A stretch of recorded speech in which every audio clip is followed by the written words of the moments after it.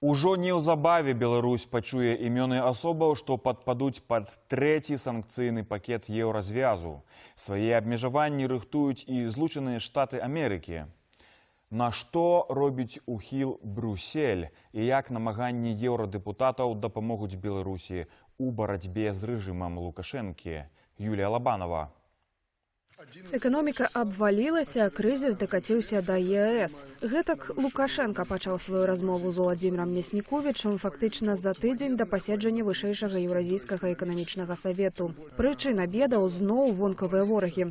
Фактически идет экономическая война, уже кое-где неприкрытая война с переходом на не просто дипломатическую какую-то или средствах массовой информации, но уже и горячим запахло. Я приводил эти факты совсем недавно. Замашки отдельных наших соседей под прикрытием отдельных государств. Ці называе Лукашенко вайной працэс прыняцця еўразвязам эканамічных абмежаванняў. У сваіх дзеяннях еўрапейскія чыноўнікі кіруюцца жаданнем падтрымаць беларускі народ, бо ўсцяж працягваюць бачыць рэпрэсіі ў дачыненні да мірнага насельніцтва.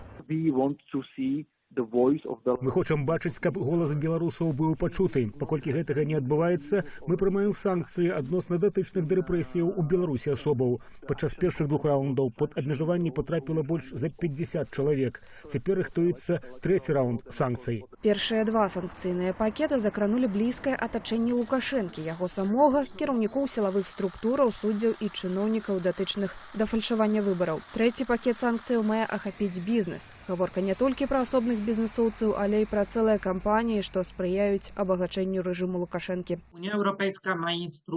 Еўразвяз мае высокага камісара па вонкавай палітыцы. У межах гэтай пасады мы маем пэўныя структуры, якія дагэтуль манітораць сітуацыю ў Беларусі. Назіральнікі з асобных краінаў пераказваюць інфармацыю. Такім чынам мы збіраем інфармацыю адносна тых асобаў і фірмаў, якія супрацоўнічаюць з рэжымам Лукашэнкі. Схема адтоку грошай з прыкметамі карупцыі ёсць фактычна ў кожнай буйной галіне эканомікі, ад медыцыны да нафтаперапрацоўкі, сцвярджае журналіст-расследавальнік Станіслав Івашкевіч. З нашых расследаванняў мы бачылі, што ў шматлікіх кампаніяў, якія маюць прывілеяваны статус у Беларусі, працуюць адстаўныя сілавікі.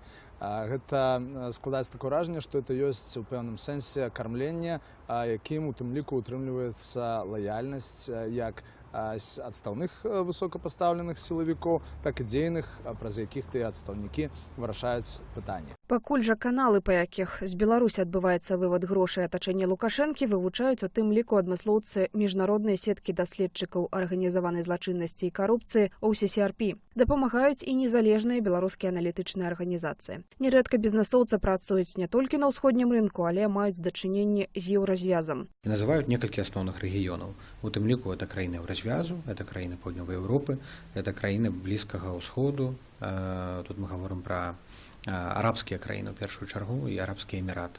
Раней у чорныя спісы еўразвязу траплялі бізнесоўцы Уладзімір Певцеў, Анатоль Тарнаўскі і Юрый Чыж. Новыя імёны абнародуюць ужо неўзабаве. Спіс можа быць значна шырэйшы. Такі сігнал Еўрапарламент прадэманстраваў апошняй прынятай рэзалюцыі. Уключаным у санкцыйны спіс асобам будзе забаронены ўезд у еўразвяз, выкарыстанне еўрапейскіх авіяліній для падарожжаў, чакае блакіроўка рахункаў і немагчымасць іх выкарыстання для камерцыйных аперацыяў. Выдерживать такую, я бы сказал, борьбу с людьми, это же стоит денег. Необходимо финансово мотивировать ОМОН и другие силовые структуры, поэтому включение таких олигархов, я думаю, что может подействовать очень серьезно. Фінансавыя санкцыі маюць спрацаваць, аднак кропкава. Рашучы удар рэжыму Лукашэнкі нанеслі б сектаральныя абмежаванні. Напрыклад, эмбарга на экспарт калійных угнаенняў ці нафтапрадуктаў. Калі сітуацыя ў Беларусі істотна не зменіцца, то еўразвяз паабяцаў перайсці да разгляду наступнага этапу чацвёртага санкцыйнага спісу. Неабходна памятаць, што разам з такімі санкцыямі павінна быць падтрымка для беларускага народу. Мы ўводзім санкцыі, напрыклад, супраць нафтаперапрацоўчых заводаў, але пры гэтым еўразвяз на тую самую суму падтрымлівае беларускіх бізнесоўцаў, дробны бізнес, сярэдні бізнес, открывая зону свободного гандлю паслугамі. Паводле еўрадэпутатаў Роберта Бедраня і Петраса Аўштравічуса, трэці пакет санкцыяў Еўразвязу хутчэй за ўсё прымуць да канца году. Пасля гэтага пачнецца праца над чацвёртым пакетам, калі сітуацыя ў Беларусі не палепшыцца. Больш шырокія абмежаванні можа прынесці амерыканскі акт аб дэмакратыі ў Беларусі. Аднак спачатку яго трэба будзе канчаткова прыняць парламенту ЗША і новаму прэзідэнту. Гэта можа адбыцца пасля таго, як новы гаспадар Белага дому зойме сваю пасаду 20 студзеня, праз 1,5 месяца.